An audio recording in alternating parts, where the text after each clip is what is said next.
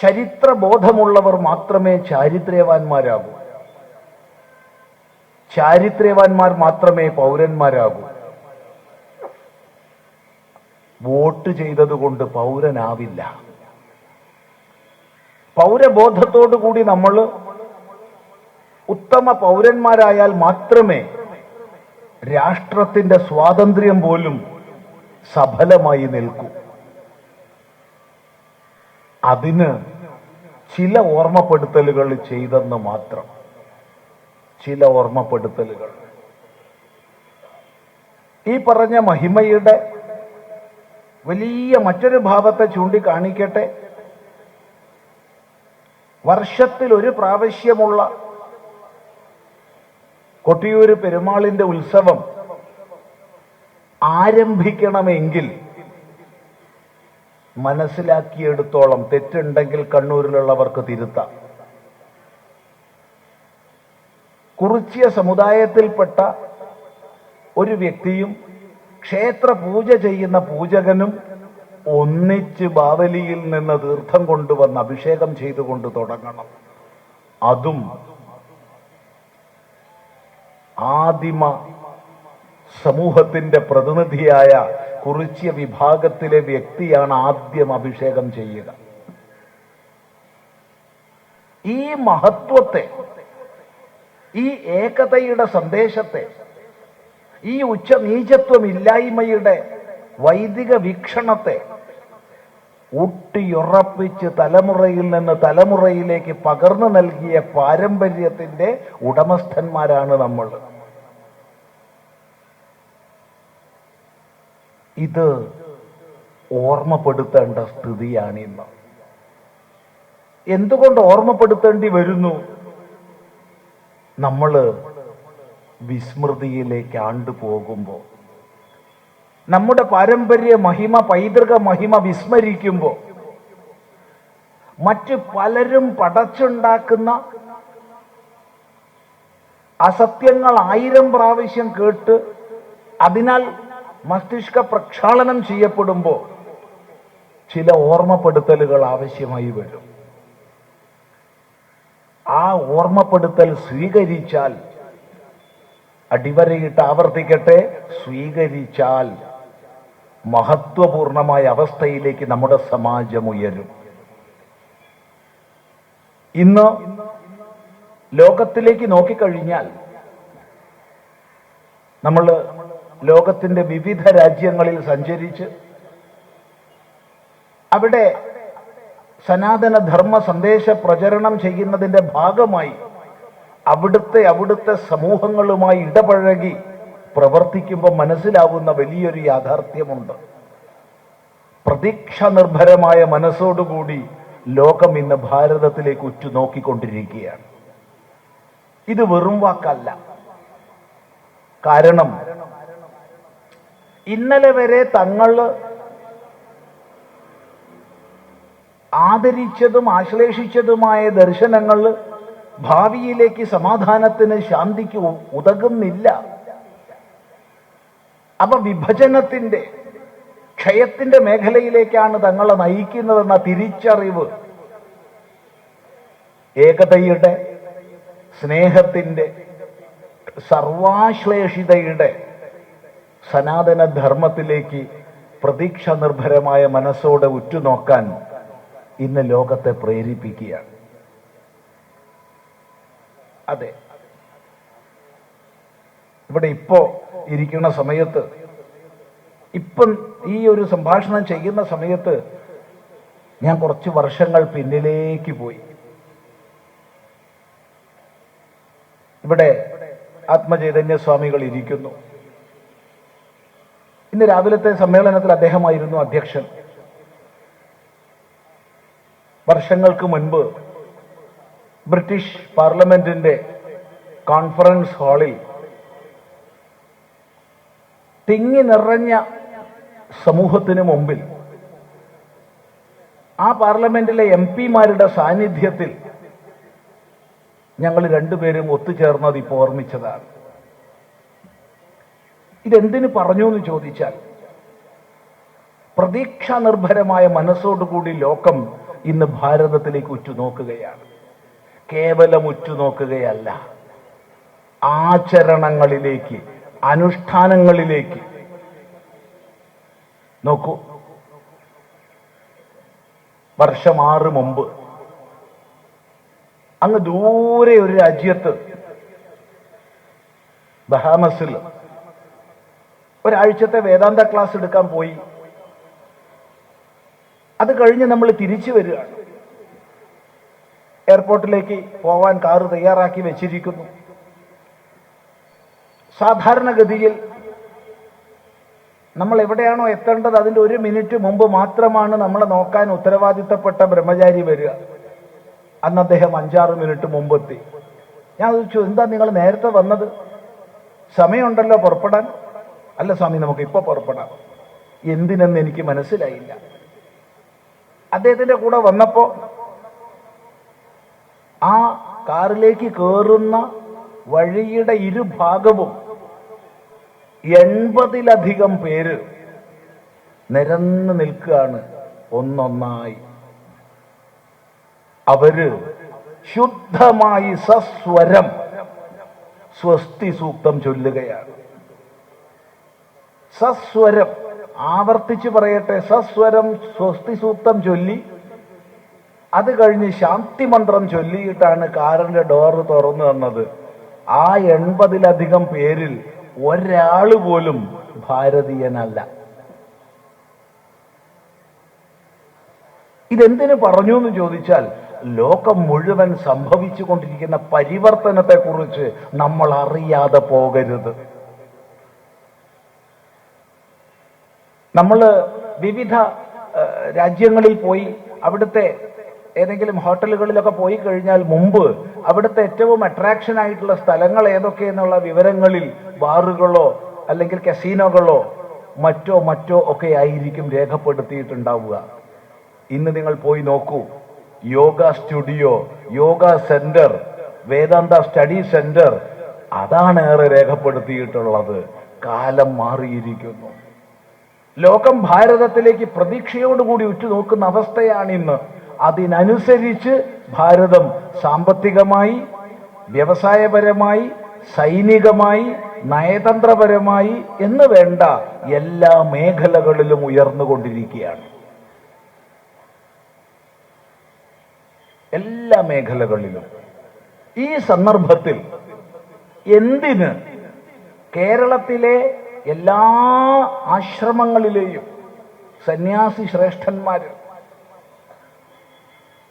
ആശ്രമങ്ങളിലെ സന്യാസി ശ്രേഷ്ഠന്മാരെന്ന് പറയുമ്പോൾ അതിൽ പേരെടുത്ത് പറയുമ്പോൾ പലപ്പോഴും നമ്മൾ വിട്ടുപോകുമെങ്കിലും ചിലതെങ്കിലും സൂചിപ്പിക്കട്ടെ. ശ്രീരാമകൃഷ്ണ മിഷൻ ആയാലും, ചിന്മയ മിഷൻ ആയാലും, മാതാ അമൃതാനന്ദമയി മഠമായാലും, ശിവഗിരി മഠമായാലും, തീർത്ഥപദാശ്രമമായാലും, ശാന്തിഗിരി ആശ്രമമായാലും, സമ്പോധ് ഫൗണ്ടേഷൻ ആയാലും, നിത്യാനന്ദാശ്രമമായാലും, ശിവാനന്ദാശ്രമമായാലും, ഇനി ബ്രഹ്മകുമാരീസ് പ്രസ്ഥാനമായാലും, ആർട്ട് ഓഫ് ലിവിംഗ് ആയാലും, എല്ലാവരും ഒത്തൊരുമിച്ച്, ഇനി ഒറ്റപ്പെട്ടിട്ടുള്ള വിവിധ ആശ്രമങ്ങളും ആചാര്യന്മാരുമായാലും എല്ലാവരും ഒരു മനസ്സായി ഒന്നിച്ചു വന്നിരിക്കുകയാണ് ഈ ധർമ്മസന്ദേശ യാത്രയിൽ. ഈ ധർമ്മസന്ദേശ യാത്രയുടെ നടത്തിപ്പിന് വേണ്ടി രൂപീകരിച്ച സമിതിയുടെ മുഖ്യ രക്ഷാധികാരി മാതാ അമൃതാനന്ദമയി ദേവിയാണ്. അധ്യക്ഷനാവട്ടെ സുപ്രസിദ്ധ സാഹിത്യകാരൻ, എഴുത്തച്ഛൻ പുരസ്കാരം അടക്കം നേടിയിട്ടുള്ള ശ്രീ സി രാധാകൃഷ്ണൻ ജിയാണ്. എന്തിനിത്? ഇവിടെയാണ് നമ്മൾ മനസ്സിലാക്കേണ്ടത്, ലോകസംഗ്രഹമേവാപി സംപശ്യൻ കർത്തുമർഹസി എന്നൊരു മഹാവാക്യം ഭഗവാൻ ഗീതയിൽ നമുക്ക് തന്നിട്ടുണ്ട്. ഈ ലോകത്തിന്റെ സംഗ്രഹത്തിന് വേണ്ടി നീ പ്രവർത്തിക്കണം. അവിടെ ലോകസംഗ്രഹം എന്ന വാക്യത്തിന് ഭഗവാൻ ഭാഷ്യകാരൻ ശങ്കരാചാര്യസ്വാമികൾ നൽകുന്ന അർത്ഥം ലോകസ്യ ഉന്മാർഗ പ്രവൃത്തി നിവാരണാർത്ഥം എന്നാണ്. ഉന്മാർഗ പ്രവൃത്തി നിവാരണം എന്ന് പറഞ്ഞാൽ വഴിവിട്ട പോക്കിനെ തടയുക. ഇതിന്റെ അർത്ഥം നമ്മൾ മുഴുവൻ വഴിവിട്ട പോക്കിലാണെന്നല്ല.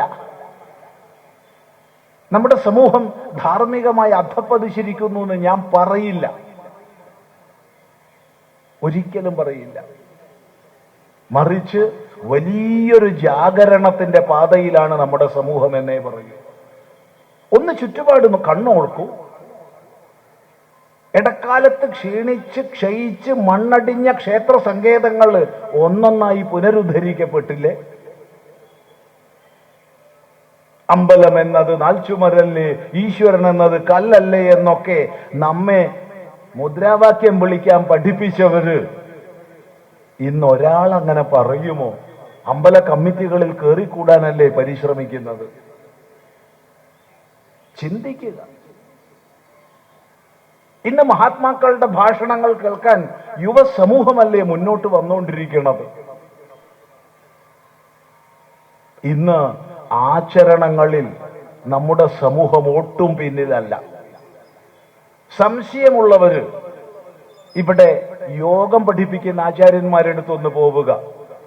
നൂറുകണക്കിന് യുവജനങ്ങൾ, യുവതികളും യുവാക്കന്മാരും അവിടെ പഠിക്കുന്നതും അനുഷ്ഠാനം ചെയ്യുന്നതും നമുക്ക് കാണാം. വേദം പഠിപ്പിക്കുന്ന ആചാര്യന്മാരെടുത്തു പോവുക. നൂറുകണക്കിന് യുവതി യുവാക്കന്മാർ പഠിക്കുന്നത് നമുക്ക് കാണാം. ഭൗതിക രീത്യ വലിയ വിദ്യാസമ്പന്നര്. ദയവ് ചെയ്ത് ഇവിടെ അധപ്പതനമാണെന്ന് പറയരുതേ. പറഞ്ഞിട്ട് പ്രയോജനമില്ല. വലിയൊരു ഉണർവിന്റെ പാതയിലാണ് നമ്മൾ, വലിയ ഉണർവിന്റെ പാതയിലാണ്. മഹാമനീഷികളായ നവോത്ഥാന നായകന്മാര്,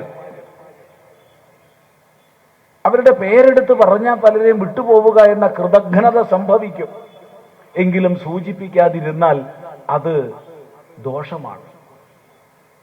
അയ്യ വൈകുണ്ഠസ്വാമി ആയാലും, തൈക്കാട്ട് അയ്യാവായാലും, ചട്ടമ്പിസ്വാമി തിരുവടികളായാലും, ശ്രീനാരായണ ഗുരുദേവനായാലും, ശുഭാനന്ദ ഗുരുദേവനായാലും, വേദഗുരു സദാനന്ദ സ്വാമികളായാലും,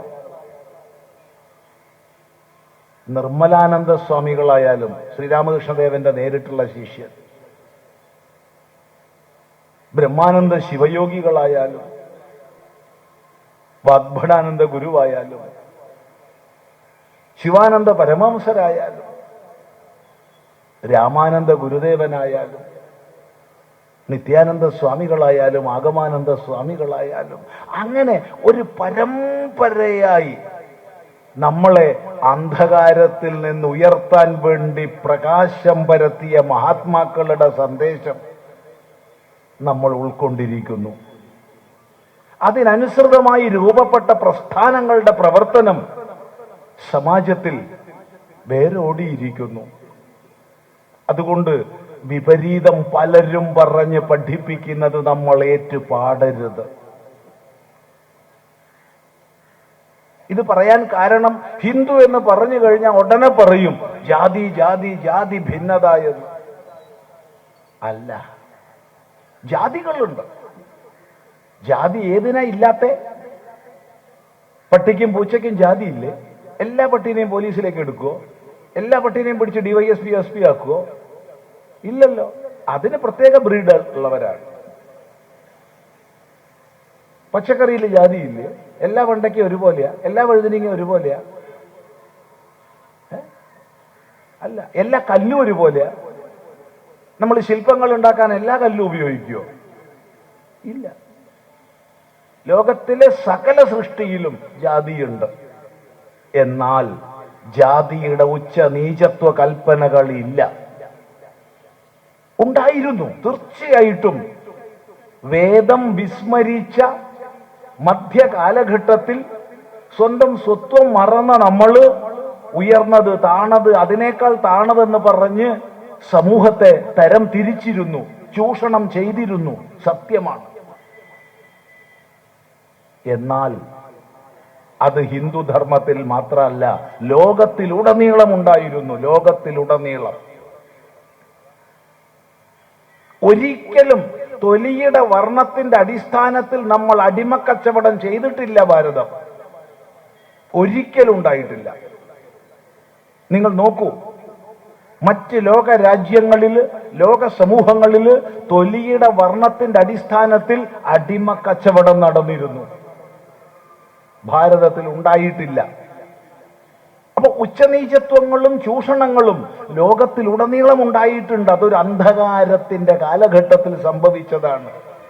എന്നാൽ നേരത്തെ സൂചിപ്പിച്ച മഹാപുരുഷന്മാരുടെ, നവോത്ഥാന നായകന്മാരായ വേദജ്ഞന്മാരുടെ പരിശ്രമം കൊണ്ട് അതിനെയെല്ലാം നമുക്ക് ജയിക്കാൻ കഴിഞ്ഞു. ഇന്ന് നമ്മൾ എല്ലാവരും ഒരു ക്ഷേത്രത്തിൽ ഒന്നിച്ചു പോയി ആരാധിക്കും. അവിടെ ജാതി ഭേദോ സമുദായ ഭേദോ ഇല്ല. ഒന്നിച്ച് പ്രാർത്ഥിക്കും. നാസ്തി തേഷു ജാതി വിദ്യ രൂപ കുലധന ക്രിയാതി ഭേദ എന്ന നാരദീയ സൂത്രം ഭക്തന്മാർക്കിടയ്ക്ക് ജാതിയുടെയോ വിദ്യയുടെയോ രൂപത്തിന്റെയോ കുലത്തിന്റെയോ ധനത്തിന്റെയോ ക്രിയയുടെയോ വ്യത്യാസമില്ല എന്ന ഏകതയുടെ സന്ദേശം നമ്മൾ ഉൾക്കൊണ്ടിരിക്കുന്നു. എന്നാൽ ഇതര മതങ്ങളിൽ നമുക്കത് കാണാൻ കഴിയുമോ? ഒരു വിഭാഗത്തിന്റെ പള്ളിയിൽ മറ്റൊരു വിഭാഗം പോവോ? ഷിയയുടെ പള്ളിയിൽ സുന്നി പോവോ? സുന്നിയുടെ പള്ളിയിൽ ഷിയ പോവോ? പോയാ വിവരം അറിയും. കത്തോലിക്കന്റെ പള്ളിയിൽ ഓർത്തഡോക്സ് പോവോ? ഓർത്തഡോക്സിന്റെ മാർത്തോമ പോവോ? അതിൽ തന്നെ ബാവാ കക്ഷിയിലും മെത്രാൻ കക്ഷി പോവോ? മെത്രാൻ കക്ഷിയിൽ ബാവാ കക്ഷി പോവോ? ഇവരാരെങ്കിലും ജ്ഞാനായെ പോവോ? അവരാരെങ്കിലും പെന്തക്കോസ്തുകാരനെ അടുപ്പിക്കുകയോ? ഇതെന്തിനു പറഞ്ഞു എന്ന് ചോദിച്ചാൽ ആരെയും നിന്ദിക്കാനല്ല, മറിച്ച് സാമുദായിക ഭേദങ്ങളും ജാതി ഭേദങ്ങളും ഇന്നും വിവിധ സമൂഹങ്ങളിൽ നിലനിൽക്കുന്നുണ്ട്. അത്രയ്ക്കൊന്നും ഹിന്ദുധർമ്മത്തിൽ ഇന്നില്ല എന്ന യാഥാർത്ഥ്യം തിരിച്ചറിയാനാണ്, അറിയിക്കാനാണ്. ഇത് തിരിച്ചറിഞ്ഞേ മതിയാവും. കാരണം പണ്ടേ ഒരു കഥ നമ്മളൊക്കെ പറഞ്ഞു കേട്ടിട്ടുണ്ട്. ആ കഥയുടെ പൂർവാർദ്ധം എല്ലാവർക്കും അറിയാം. ഈ ഇരിക്കുന്ന എല്ലാവർക്കും ആ കഥയുടെ പൂർവാർദ്ധം അറിയാം. ഉത്തരാർദ്ധം പലർക്കും അറിയില്ല. ഒന്നുകൂടി പറയാം. നമ്മൾ പണ്ടേ ഒരു കഥ കേട്ടിട്ടുണ്ട്. ആ കഥയുടെ പൂർവാർദ്ധം എല്ലാവർക്കും അറിയാം, ഉത്തരാർദ്ധം എല്ലാവർക്കും അറിയില്ല. എന്താ പൂർവാർദ്ധം? പൂർവാർദ്ധം ഇതാണ്. രാവിലെ തന്നെ കേശവൻകുട്ടി ഒരാടിനെയും കൊണ്ട് പോവുക.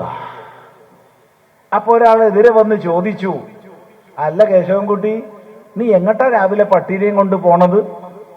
പട്ടിയോ? ഇത് ആടല്ലേ? എന്ത് വിവരമില്ല ഇനിയാ നീ ചോദിക്കണേ? അവൻ പോയി. കേശവൻകുട്ടി മുന്നോട്ട് നടന്നു. രണ്ടാമൻ വന്ന് ചോദിച്ചു, അല്ല കേശവൻകുട്ടി, നീ എന്താ രാവിലെ തന്നെ ഒരു പട്ടിയായിട്ട് ഇറങ്ങിയത്? കേശവൻകുട്ടി പറഞ്ഞു, എന്താ നിങ്ങൾക്ക് വല്ല കുഴപ്പമുണ്ടോ? ഞാൻ എൻ്റെ ആടിനെയും കൊണ്ടാണല്ലോ ഇറങ്ങിയത്. വിവരമില്ലായ്മ. കുറച്ചും കൂടി മുന്നോട്ട് നീങ്ങിയപ്പോ മൂന്നാമൻ വന്നു, അല്ല കേശവൻകുട്ടി, നീ എന്താ പട്ടീനെയും കൊണ്ട് രാവിലെ തന്നെ ഇറങ്ങിയത്? കേശവൻകുട്ടിക്ക് ചെറിയൊരു സംശയമായി. പട്ടിയാണോ? അല്ലല്ലോ, ആടാണല്ലോ. കുറച്ചും കൂടി മുന്നോട്ട് നീങ്ങി. അഞ്ചാമൻ വന്നു, ആറാമൻ വന്നു, ഏഴാമൻ വന്നു. എല്ലാവരുടെയും ചോദ്യം ഒന്നായിരുന്നു, കേശവൻകുട്ടി രാവിലെ പട്ടീനെയും കൊണ്ട് ഇറങ്ങിയത് എന്താ? 10 പേര് 10 ഇടത്തുനിന്ന് ഒരേ ചോദ്യം ചോദിച്ചപ്പോ നമ്മുടെ കേശവൻകുട്ടി ആടിനെ അഴിച്ചു വിട്ടു. ഇതാണ് പൂർവാർദ്ധം. ഇത് ഇരിക്കുന്ന എല്ലാരും കേട്ട കഥയാണ്. എന്നാൽ അതിന് ഉത്തരാർദ്ധമുണ്ട്. ആ ഉത്തരാർദ്ധത്തെ കരുതിയിരിക്കുക. ആ ഉത്തരാർദ്ധം കേശവൻകുട്ടി ആടിനെ വിട്ടപ്പോ 10 പേരും ഒത്തൊരുമിച്ച് വന്നതിനെ കശാപ്പ് ചെയ്തു തിന്നു. 10 പേരും ഒത്തൊരുമിച്ച് വന്നതിനെ കശാപ്പ് ചെയ്തു തിന്നു. ഇതാണ് ഉത്തരാർദ്ധം. ഇത് മറക്കരുത്. ചരിത്രത്തിൽ നിന്ന് പാഠം ഉൾക്കൊള്ളാത്ത ഒരു സമാജവും ലോകത്തിൽ നിലനിന്നിട്ടില്ല.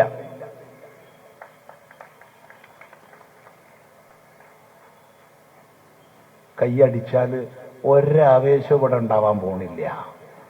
നിങ്ങളെ കൈ വേദനിക്കുന്നല്ലാതെ. വലിയ സന്തോഷം ഉണ്ടെങ്കിൽ അടുത്ത ആൾക്കൊന്ന് കൊടുത്തോളൂ, എന്നാ ഒരു ഗുണം ഉണ്ടാവും. അല്ലാണ്ട് വെറുതെ കൈയടിച്ചിട്ട് ആ സമയം കൂടി പോക്കണ എന്തിനാ? അതുകൊണ്ട് ആവർത്തിക്കട്ടെ, ചരിത്രത്തിൽ നിന്ന് പാഠം ഉൾക്കൊള്ളാത്ത ഒരു സമാജവും ലോകത്തിൽ നിലനിന്നിട്ടില്ല.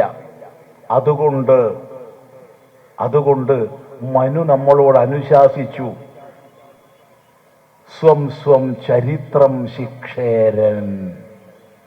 സ്വന്തം ചരിത്രത്തെ പഠിക്കുമാറാകട്ടെ. നമ്മൾ നമ്മുടെ ചരിത്രത്തെ പഠിക്കണം.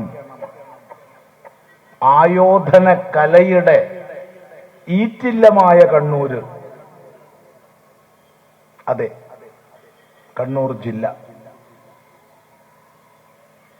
തെയ്യത്തെ ഉപാസിക്കുന്ന, കാളിയാട്ടങ്ങൾ വലിയൊരളവോളം സമൂഹ ഹൃദയത്തെ ഉജ്ജ്വലിപ്പിച്ച രാജരാജേശ്വരന്റെയും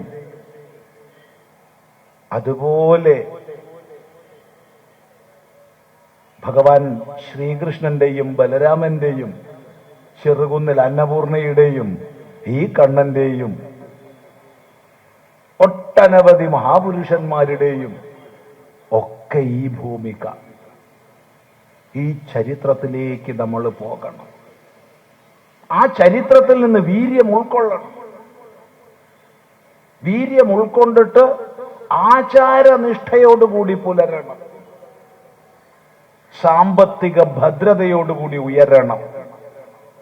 ഏത് സമാജമാണോ സാമ്പത്തികമായി താഴേക്ക് പോകുന്നത്, അവർ ചവിട്ടി മതിക്കപ്പെടും മറ്റുള്ളവരാൽ, ഒരു സംശയമില്ല. അതുകൊണ്ട് വേദം നമ്മളോട് അനുശാസിച്ചു, ഭൂത്യൈന പ്രമദിതവ്യം. ഐശ്വര്യത്തിനായിക്കൊണ്ട് എന്ത് ചെയ്യണോ അതിൽ നിന്ന് മടിച്ച് പിന്മാറരുത്. ഐശ്വര്യത്തിനായിക്കൊണ്ട് എന്താ ചെയ്യേണ്ടത്? നമ്മൾ എളുപ്പ വഴി കണ്ടുപിടിക്കുന്നവരാ. നമ്മൾ എളുപ്പ വഴി കണ്ടുപിടിച്ചു. ഗുരുവായൂരപ്പൻ ഈ വീടിന്റെ ഐശ്വര്യം, ശബരിമല ധർമ്മശാസ്താവ് ഈ വീടിന്റെ ഐശ്വര്യം, മുത്തപ്പൻ ഈ വീടിന്റെ ഐശ്വര്യം, ചോറ്റാനിക്കര അമ്മ ഈ വീടിന്റെ ഐശ്വര്യം.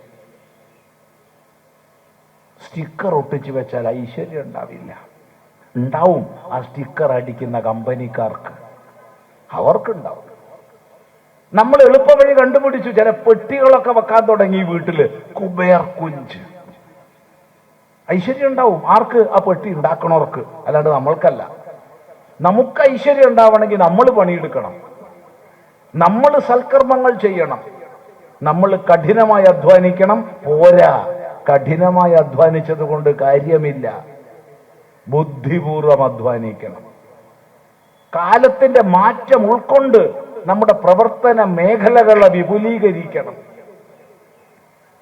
ആവർത്തിക്കട്ടെ, കാലത്തിന്റെ മാറ്റം ഉൾക്കൊണ്ട് നമ്മുടെ പ്രവർത്തന മേഖലകളെ വിപുലീകരിക്കണം. ഇപ്പോ ആർട്ടിഫിഷ്യൽ ഇന്റലിജൻസിന്റെ ഒക്കെ കാലം വളരെ ശക്തമായി മുന്നേറുന്ന സ്ഥിതിയാണ്. തൊഴിൽ മേഖലകളുടെ ഘടന തന്നെ മാറും ഏതാനും കൊല്ലം കൊണ്ട്. നമ്മൾ ഇന്നുള്ള അറിവും വെച്ച് ഇരുന്നാൽ നാളെ മേപ്പെട്ട് നോക്കേണ്ടി വരും. കാലത്തിനനുസരിച്ച് അപ്ഡേറ്റ് ചെയ്യാൻ കഴിയണം. കാലത്തിനനുസരിച്ച്, അതെ. അപ്പൊ പുതിയ കാലത്തിന്റെ മാറി വരുന്ന സവിശേഷതകളെ ഉൾക്കൊണ്ട് നമ്മുടെ ഭാവി സമൂഹം സമ്പന്നമായി നിൽക്കാൻ ഏതൊക്കെ മേഖലകളിലേക്ക് പഠനങ്ങൾ നടത്തണം?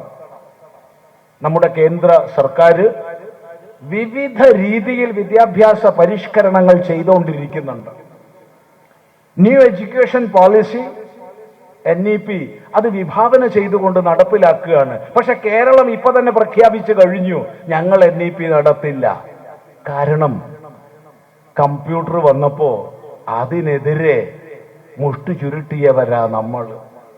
ട്രാക്ടർ വന്നപ്പോ ആ ട്രാക്ടറിന്റെ ഡീസൽ ടാങ്കിൽ ഉപ്പും മണ്ണും വാരി ഇട്ടവരാ നമ്മൾ. മറക്കരുത്, ശാസ്ത്രത്തിനും സാങ്കേതിക വിദ്യയ്ക്കും എതിര് നിന്നാൽ നാളെ നമ്മുടെ സമൂഹത്തിന് ഉയർച്ച ഉണ്ടാവില്ല.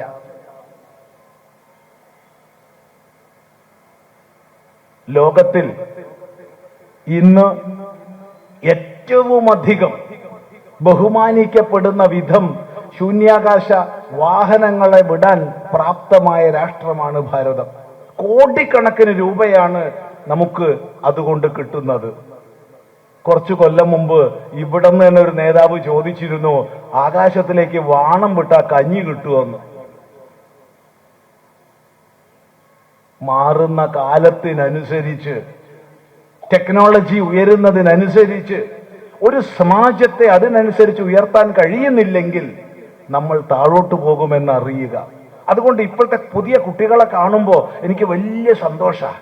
കാരണം 2ാം ക്ലാസ് പഠിക്കുന്ന കുട്ടിക്ക് 1ാം ക്ലാസ് പഠിക്കുന്ന കുട്ടിക്ക് ലാപ്ടോപ്പ് നല്ലപോലെ കൈകാര്യം ചെയ്യാൻ അറിയും. അവർക്ക് സ്മാർട്ട് ഫോൺ നല്ലപോലെ കൈകാര്യം ചെയ്യാൻ അറിയും. നവീനങ്ങളായ ടെക്നോളജികളൊക്കെ അവർക്ക് പെട്ടെന്ന് വശപ്പെടും. എന്തൊരു സന്തോഷമാണ് അത് കാണുമ്പോൾ. സന്തോഷമാണ്. അവരുയരണം. അവരെ നിരുത്സാഹപ്പെടുത്തരുത്. അവരെ ആധുനിക ഗാഡ്ജറ്റുകൾ ഉപയോഗിക്കാൻ നമ്മൾ പഠിപ്പിക്കണം. പിന്തിരിപ്പിക്കരുത്. കുത്തിയിരുന്ന് പോയി പഠിക്ക്, നീ ഫോണും നോക്കി ഇരിക്കാണ്ടെന്ന് ദയവീത് പറയരുത്. അവന്റെ മുമ്പിൽ അനന്ത സാധ്യത തുറന്നു കിടക്കുന്നുണ്ട്. ആ സാധ്യതയെ വിനിയോഗിക്കാൻ അവന് കഴിയണം. ഇന്ന് ലോകത്തെ നയിക്കുന്ന ഏറ്റവും വലിയ മൾട്ടി ബില്യൺ എന്ന് പറഞ്ഞാൽ പോരാ, ട്രില്യൺ കണക്കിന് വരുമാനമുള്ള കമ്പനികളുടെ ഉടമസ്ഥന്മാര് A for apple, B for ball, C for cat എന്ന് പഠിച്ചവരല്ല. മറിച്ച് പ്രായോഗിക ബുദ്ധിയോടുകൂടി നവീന കാലത്തെ ടെക്നോളജിയെ വശത്താക്കാൻ പഠിച്ചവരാ. അവരാണ് വലിയ വിദ്യാസമ്പന്നരായ ആയിരക്കണക്കിന് പേരെ തൊഴിലാളികളായി വെച്ചിട്ടുള്ളത്. അല്ലേ എന്ന് നോക്കൂ. നമ്മുടെ മക്കൾ ഉയരണം. അവരെ വ്യത്യസ്ത മേഖലകളിലേക്ക് തിരിച്ചുവിടാൻ നമുക്ക് കഴിയണം. ശ്രദ്ധിക്കുക. അതുകൊണ്ട് ഭൂത്യൈ ന പ്രമദിതവ്യം, ഐശ്വര്യത്തിനായിക്കൊണ്ട് എന്ത് ചെയ്യണോ അതിൽ നിന്ന് മടിച്ച് പിന്മാറരുത് എന്നത് ഓർമ്മിക്കുക. ഇടക്കാലത്ത് അന്ധകാരാവൃതമായ ഒരു മധ്യകാലഘട്ടത്തിൽ നമ്മൾ തെറ്റിദ്ധരിച്ചു പോയി. നമ്മളെ ഒരുപാട് ആധ്യാത്മിക പ്രഭാഷകന്മാര് തെറ്റിദ്ധരിപ്പിച്ചു. പണമൊന്നും ആഗ്രഹിക്കരുത് കേട്ടോ. പണം ആഗ്രഹിക്കരുത്. പണം ആളെ കൊല്ലിയ. എന്നിട്ട് ഈ സ്വാമിയാർക്ക് ദക്ഷിണ കിട്ടുകയും വേണം. നോക്കണേ ഒരു വഞ്ചന. ഒന്ന് ആലോചിച്ച് നോക്കൂ. വേദത്തിന്റെ സന്ദേശം യയാ കയാശവിധയാ ബഹുവന്നം പ്രാപ്നുയാതെന്നാണ്. നീ എങ്ങനെയെങ്കിലൊക്കെ കൃഷി ചെയ്ത് ധാരാളം അന്നമുണ്ടാക്കൂ, ധനമുണ്ടാക്കൂ. അന്നം എന്ന് പറഞ്ഞാൽ ധാന്യമാണ്. ധാന്യം ധനയോഗ്യമാണ്. ധാന്യം എന്നുള്ള വാക്ക് എല്ലാവരും ഉപയോഗിക്കുന്നുണ്ടാവും. എന്താ ധാന്യം? ധനയോഗ്യം ധാന്യം. അപ്പൊ അന്നം ഉണ്ടാക്കൂ പറഞ്ഞാൽ എന്താ അർത്ഥം? ധാരാളം പണം ഉണ്ടാക്കുന്ന. കാരണം സാമ്പത്തികമായി ഒരു സമാജം താഴേക്ക് പോകാൻ പാടില്ല. അതുകൊണ്ട് യജുർവേദത്തിൽ, ശ്രീരുദ്രത്തിൽ ചമകം എന്ന അധ്യായം മുഴുവൻ പ്രാർത്ഥനകളാണ്. എനിക്ക് സ്വർണം വേണം, എനിക്ക് വെള്ളി വേണം, എനിക്ക് രത്നം വേണം, എനിക്ക് പട്ടുവസ്ത്രം വേണം, എനിക്ക് കമ്പിളി വസ്ത്രം വേണം, എനിക്ക് പരുത്തി വസ്ത്രം വേണം, എനിക്ക് കുതിര വേണം, എനിക്ക് ആന വേണം. അങ്ങനെ അങ്ങനെ അങ്ങനെ പോവുക. 300 ചില്ലുവാൻ പ്രാർത്ഥനകൾ. ഇങ്ങനെ സകല സമ്പദ് ഐശ്വര്യങ്ങളും വേണമെന്ന് സ്വപ്നം കാണുന്ന വ്യക്തിക്ക് അലസനായി മന്ദനായി ഇരിക്കാൻ കഴിയോ? ഇല്ല. അവൻ കഠിനമായി അധ്വാനിക്കും, ധനമുണ്ടാക്കും, സമാജത്തെ മുന്നോട്ട് നയിക്കും, കച്ചവടങ്ങൾ ചെയ്യും, വ്യവസായ സംരംഭങ്ങളിൽ ഏർപ്പെടും, കൃഷി പുരോഗമിപ്പിക്കും. അവൻ കൃഷിസ്ഥലത്ത് കൊടിനാട്ടി കൃഷിയെ നശിപ്പിക്കില്ല. വ്യവസായശാല ആരംഭിക്കുന്നതിന് മുമ്പ് അവിടെ കൊടിനാട്ടി വ്യവസായം ഇല്ലാതാക്കില്ല. പക്ഷേ ദൗർഭാഗ്യവശാൽ കേരളം അങ്ങനെയൊക്കെ ആയിപ്പോയി. അതിന് ന്യായീകരണം കേരളം ഒരു പ്രത്യേക ഭൂമിയാണെന്ന? ഒരിക്കലുമല്ല, ഒരിക്കലുമല്ല. ദൃഷ്ടാന്തങ്ങളിലേക്ക് പോയി കഴിഞ്ഞാൽ മണിക്കൂറുകളോളം സംസാരിക്കേണ്ടി വരും. അതിന് സമയം അനുവദിക്കുന്നില്ല. പക്ഷെ ഒന്ന് സൂചിപ്പിക്കട്ടെ, ഈ കേരളം ഏതാനും വർഷം മുമ്പുണ്ടായതല്ല. കേരള പിറവി കുറച്ചു വർഷം മുമ്പല്ല. വാൽമീകി രാമായണത്തിന്റെ കാലം നമുക്ക് നിർണയിക്കാൻ പറ്റില്ല. ആയിരം വർഷങ്ങൾ പഴയ വാൽമീകി രാമായണത്തിൽ സുഗ്രീവൻ സീതാന്വേഷണത്തിന് വാനരന്മാരെ നിയോഗിക്കുന്ന സമയത്ത് വ്യക്തമായി പറഞ്ഞിട്ടുണ്ട്, കേരളമടക്കം നിങ്ങൾ അന്വേഷിക്കണമെന്ന്. കേരള ശബ്ദം അവിടെയുണ്ട്. ആ കേരള എന്ന് ശബ്ദം അവിടെയുണ്ട്. കേരളം ഇന്നലെയോ മിഞ്ഞാന്നോ ഉണ്ടായതല്ല. ആ കേരളത്തിന്റെ മധ്യത്തിലൂടെ ഒരു പുഴ ഒഴുകുന്നുണ്ട്. പാലക്കാട് പുഴയല്ല, കേരളപ്പുഴയുമല്ല, പിന്നെ അത് ഭാരതപ്പുഴയാ. അത് ഭാരതപ്പുഴയാ. മലയാള ഭാഷയുടെ രൂപപ്പെടുത്തൽ എഴുത്തച്ഛനാണ് ചെയ്തതെന്നൊന്നും പറയുന്നില്ല. അത് പ്രാചീനന്മാരോട് ചെയ്യുന്ന അപരാധമായിരിക്കും, കണ്ണശരോടടക്കം ചെയ്യുന്ന അപരാധമായിരിക്കും. എന്നാൽ ഭാഷാ നവീകരണത്തിലൂടെ എഴുത്തച്ഛൻ വലിയ സംഭാവന ചെയ്തു. ആ എഴുത്തച്ഛൻ തന്റെ അധ്യാത്മരാമായണത്തിന്റെ ആരംഭത്തിൽ തന്നെ ഭാരതീ പദാവലി തോന്നേണം കാലേ കാലേ എന്ന് പറഞ്ഞത് നമുക്ക് വായിച്ചുകൂടെ? അതിലൂടെ കേരളത്തിന്റെ തനിമ നമുക്ക് കണ്ടെത്തിക്കൂടെ? ശ്രമിക്കൂ, കാണാം. ആ കേരള തനിമയാണ് നമ്മുടെ നവോത്ഥാന നായകന്മാർ ഉയർത്തിപ്പിടിച്ചത്. ആ തനിമയിൽ നിന്ന് നമ്മൾ അകലുമ്പോ ഒരാർഷവാക്യം ഉയർത്തിക്കൊണ്ട് കേരളത്തിലെ മുഴുവൻ സന്യാസിമാരും ഈ സമാജത്തിലേക്ക് ഇറങ്ങുകയാണ്. ആ ആർഷവാക്യം യതോ ധർമ്മ തതോ ജയ എന്നതാണ്. അനേക രീതിയിൽ അതിന് അർത്ഥം പറയാം. കാരണം പഞ്ചമിയിലാണ് യതഹ തതഹ എന്നീ ശബ്ദങ്ങൾ. സാമാന്യമായി എവിടെയാണോ ധർമ്മം അവിടെയാണ് ജയം എന്ന് പറയാറുണ്ട്. അതിൽ കവിഞ്ഞ അർത്ഥമുണ്ട്. വ്യാസൻ വെറുതെ അല്ല പഞ്ചമി ഉപയോഗിച്ചത്. എവിടെ നിന്നാണോ ധർമ്മം അവിടെ നിന്നാണ് ജയം. ധർമ്മത്തിന്റെ പ്രഭവം എന്ത്? അത് കണ്ടെത്തൂ. ധർമ്മത്തിന്റെ പ്രഭവം വേദം അനുശാസിച്ചിട്ടുണ്ട്. സംഗച്ഛധ്വം സംവദധ്വം. നിങ്ങൾ ഒന്നിച്ച് നല്ലതിലേക്ക് നടക്കുവിൻ, നിങ്ങൾ ഒന്നിച്ച് നല്ലതിനെ പറയുവിൻ. ഒന്നിച്ച് ഒന്നിച്ച് ഒന്നിച്ച് ഒന്നിച്ചാൽ മാത്രം പോരാ. പൊതുമുതൽ നശിപ്പിക്കാനും നമുക്ക് ഒന്നിക്കാം. നമ്മുടെ സമ്പത്തിനെ നശിപ്പിക്കാൻ വേണ്ടി നമുക്ക് ഒന്നിക്കാം.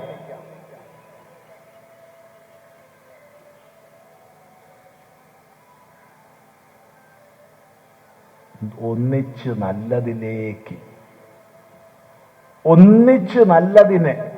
ഇതാണ് വേദസന്ദേശം. ഈ വേദസന്ദേശം ഉൾക്കൊണ്ടാൽ ഒരു സംശയമില്ല, അവിടെ നമുക്ക് ധർമ്മപ്രഭവം കാണാം.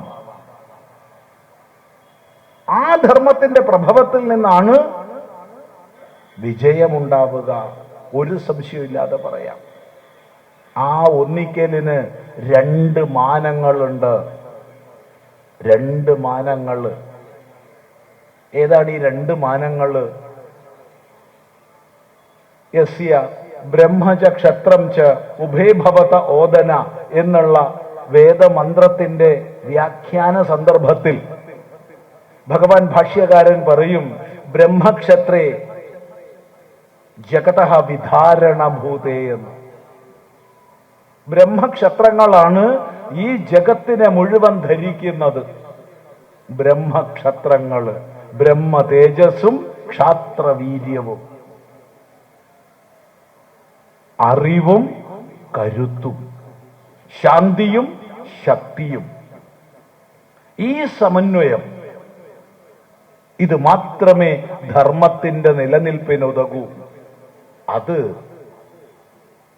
ധർമ്മമൂലമായ വേദത്തിന്റെ സാരമായ ഗീത മുഴുവൻ ശ്രവിച്ച ശേഷം സഞ്ജയൻ നമ്മളോട് പറഞ്ഞു തന്നിട്ടുണ്ട്. യത്ര യോഗേശ്വര കൃഷ്ണോ യത്ര പാർത്ഥോ ധനുർധരഃ തത്ര ശ്രീവിജയോ ഭൂതിർ ധ്രുവാ നീതിർമതിർമമ എന്ന്. വളരെ ശ്രദ്ധേയമാണ്. നമ്മുടെ സമാജം ഇത് ഉൾക്കൊണ്ടേ മതിയാവും. ഗീത മുഴുവൻ ഉൾക്കൊണ്ടില്ലേ? വേണ്ട. വേദം മുഴുവൻ ഉൾക്കൊണ്ടില്ലേ? വേണ്ട. ഈ വാക്യമെങ്കിലും നമ്മളൊന്ന് ഉൾക്കൊള്ളണം.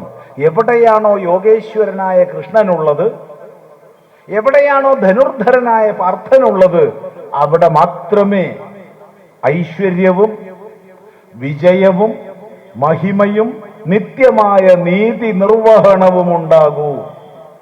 ഈ നാലാണ് ഒരു ക്ഷേമരാഷ്ട്രത്തിന്റെ ലക്ഷണങ്ങൾ. ക്ഷേമരാഷ്ട്രം, വെൽഫെയർ സ്റ്റേറ്റ് എന്ന് നമ്മൾ പറയാറുണ്ട്. വെൽഫെയർ സ്റ്റേറ്റ് ഉണ്ടാവണമെങ്കിൽ അവിടെ ഐശ്വര്യം വേണം, സാമ്പത്തികമായ ഉയർച്ച. ഇന്ന് ഭാരതം നമ്മെ അടക്കി ഭരിച്ച UK പിന്തള്ളിക്കൊണ്ട് 4ാം സ്ഥാനത്തേക്ക് ഉയർന്നു കഴിഞ്ഞു സാമ്പത്തികമായിട്ട്. ഇനിയും അത് മുന്നോട്ടുയരും. വ്യക്തമായ ദിശാബോധത്തോടു കൂടിയുള്ള നമ്മുടെ ഭരണം മുന്നോട്ട് പോയാൽ ഒരു സംശയമില്ലാതെ പറയാം, ഒരു വ്യാഴവട്ടത്തിനുള്ളിൽ ലോകത്തിൽ 2ാമത്തെ ശക്തിയായി ഭാരതം ഉയരും.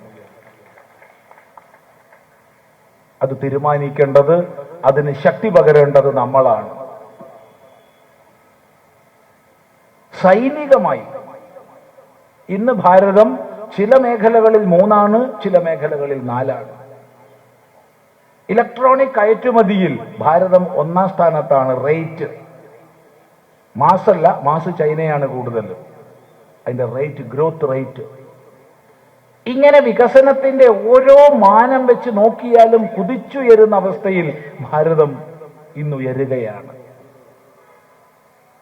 ശ്രീ വിജയ, വിജയം, എല്ലാ മേഖലകളിലും വിജയം.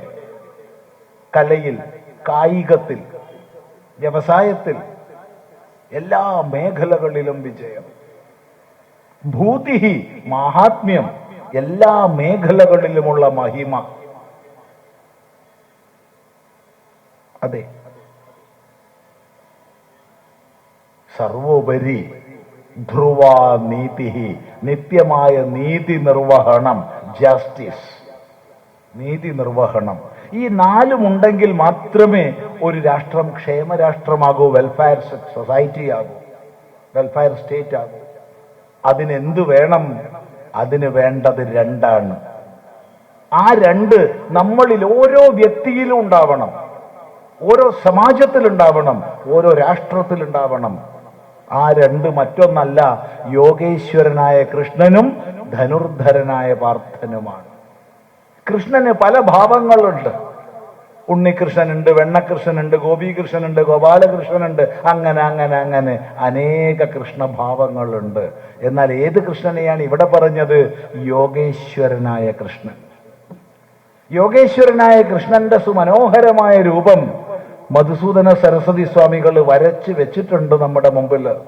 പ്രപന്ന പാരിജാതായ സ്തോത്രവേത്രൈക പാണയേ ജ്ഞാനമുദ്രായ കൃഷ്ണായ. അതെ, ഭക്തിയോഗത്തിന്റെയും കർമ്മയോഗത്തിന്റെയും ജ്ഞാനയോഗത്തിന്റെയും മൂർത്തിയായ കൃഷ്ണൻ. അവൻ വേദസ്വരൂപനാണ്, അവൻ അറിവിന്റെ ആകരമാണ്, ശാന്തിയുടെ ധൈഷണിക വ്യക്തതയുടെ മൂർത്തിയാണ്, ബൗദ്ധിക സമ്പത്തിന്റെ പരാകാഷ്ഠയാണ്. എന്നാൽ ആ കൃഷ്ണൻ മാത്രം ഉണ്ടായിട്ട് കാര്യമില്ല. ആ കൃഷ്ണൻ ഭാരതത്തിൽ എന്നും ഉണ്ടായിട്ടുണ്ട്. പിന്നെ എങ്ങനെ നമ്മൾ അടിമകളായി? അവിടെയാണ് 2ാം ഭാഗം. ധനുർധരനായ പാർത്ഥൻ. ഏത് പാർത്ഥൻ? അമ്പും വില്ലും താഴെ വെച്ച് വലത്തെ കരണത്തടി കിട്ടിയ ഇടത്ത് കാണിച്ചു കൊടുക്കണം, ഇടത്ത് കിട്ടിയാലോ വലവും കാണിച്ചു കൊടുക്കണം എന്നും പറഞ്ഞ് കണ്ടവനോട് തല്ലുകൊള്ളാൻ നിലകൊള്ളുന്ന പാർത്ഥനല്ല. വായി കൈയിട്ടാ കടിക്കില്ല, അത്ര നല്ല സ്വഭാവമുള്ള പാർത്ഥനല്ല. പിന്നെ ഏത് പാർത്ഥന? ധനുർധരനായ പാർത്ഥൻ, വില്ലേന്തി അർജുനൻ.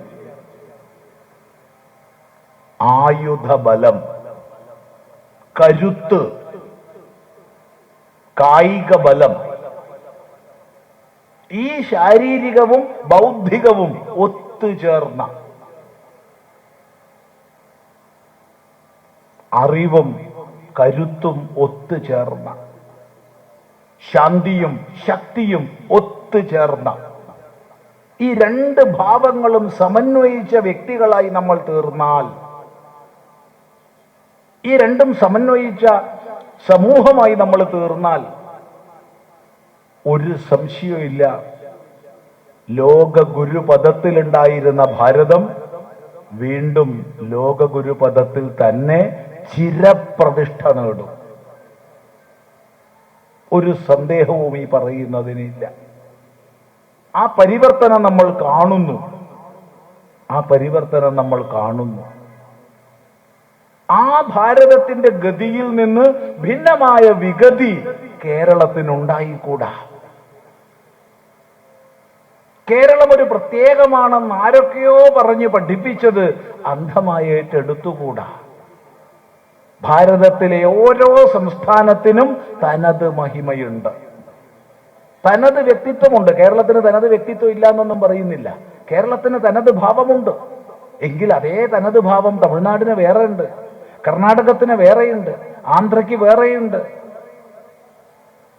ആന്ധ്രയ്ക്കും തെലുങ്കാനയ്ക്കും തമ്മിൽ കണ്ടെത്താൻ കഴിയില്ല, പക്ഷെ ആന്ധ്രയ്ക്കുണ്ട്, ഗുജറാത്തിനുണ്ട്, മഹാരാഷ്ട്രയ്ക്കുണ്ട്, പഞ്ചാബിനുണ്ട്, ആസാമിനുണ്ട്, അരുണാചൽ പ്രദേശിനുണ്ട്, കാശ്മീരത്തിനുണ്ട്.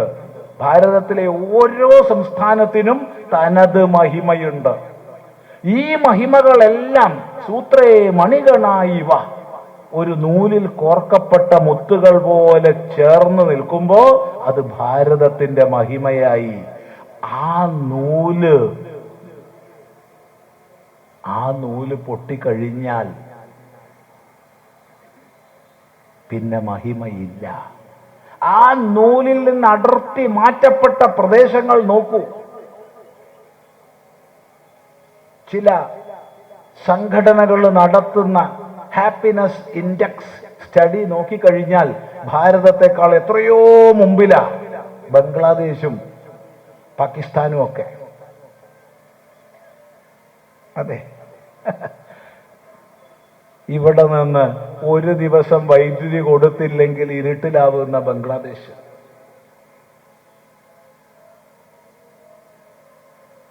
വിഭജനത്തിന്റെ കാലഘട്ടത്തിൽ ഉണ്ടായിരുന്ന വൈവിധ്യങ്ങളെ മുഴുവൻ ഇല്ലാതാക്കി ഏകവിള തോട്ടം മാത്രം വളർത്തുന്ന പാകിസ്ഥാൻ. അവിടെ ഹാപ്പിനെസ് ഇൻഡെക്സ് കൂടുതലാണ്. അത്തരം പഠനങ്ങളെ ഉദ്ധരിച്ച് പ്രസംഗിക്കുന്നവരായി ഇവിടെ. ചിന്തിക്കുക, പഠിക്കുക, അപ്പൊ മനസ്സിലാവും. ആർക്കൊക്കെയോ വേണ്ടി മാധ്യമ വിധർമ്മം ചെയ്യുന്നവര്. അതുകൊണ്ട് സ്വന്തം ചരിത്രത്തെ പഠിച്ച് അതിൽ നിന്ന് വീര്യം ഉൾക്കൊണ്ട് നമ്മുടെ വീട്ടിൽ ആചരണങ്ങളെ ചെയ്ത്, നമ്മൾ നിശ്ചയിച്ച സമയം ഈ പ്രഭാഷണത്തിന് 50 മിനിറ്റാണ്, അത് കഴിഞ്ഞു. 37 സെക്കൻഡ് അധികമായിട്ടുണ്ട്. എങ്കിലും സംഗ്രഹിച്ച് പറയട്ടെ, ആചരണങ്ങൾ ചെയ്യുന്ന സമൂഹം. ദയവ് ചെയ്ത് കുട്ടികളോട് ഏറെ അത് ചെയ്യൂ ഇത് ചെയ്യൂ എന്ന് ഉപദേശിക്കാതിരിക്കുക. നാമം ജപിക്കൂ, ഉപദേശിക്കാതിരിക്കുക. പകരം അച്ഛനും അമ്മയും നാമം ജപിച്ച് കാണിക്കുക. ഒരു സന്യാസിയെ കണ്ടാ പോയി കാല് പിടിക്കുക എന്ന് കുട്ടികളോട് ദയവ് ചെയ്ത് പറയാതിരിക്കുക.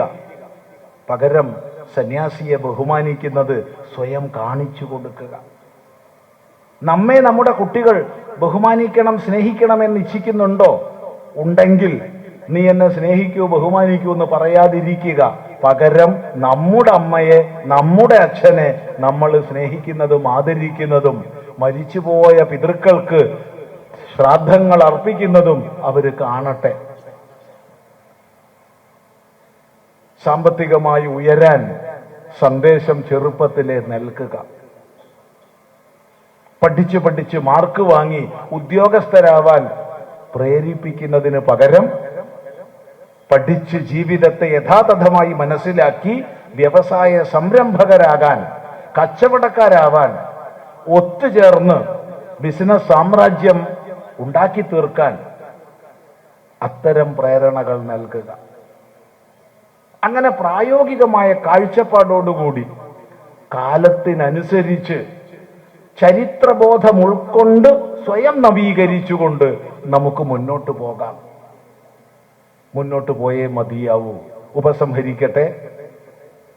ഒരു വ്യക്തി ആശ്രമത്തിൽ വന്ന് വലിയ സങ്കടം പറഞ്ഞു, സ്വാമി, ഞാന് ആശാരിപ്പണി ചെയ്യുന്ന ആളാണ്, ഇന്ന് പണിയില്ല, ഫർണിച്ചറുകൾ ഉണ്ടാക്കിക്കുന്നില്ല, എല്ലാം പല സ്ഥലത്തു നിന്ന് ഇമ്പോർട്ട് ചെയ്യുന്ന ഫർണിച്ചറുകളാണ് വീട്ടുകാർ മേടിക്കുന്നത്.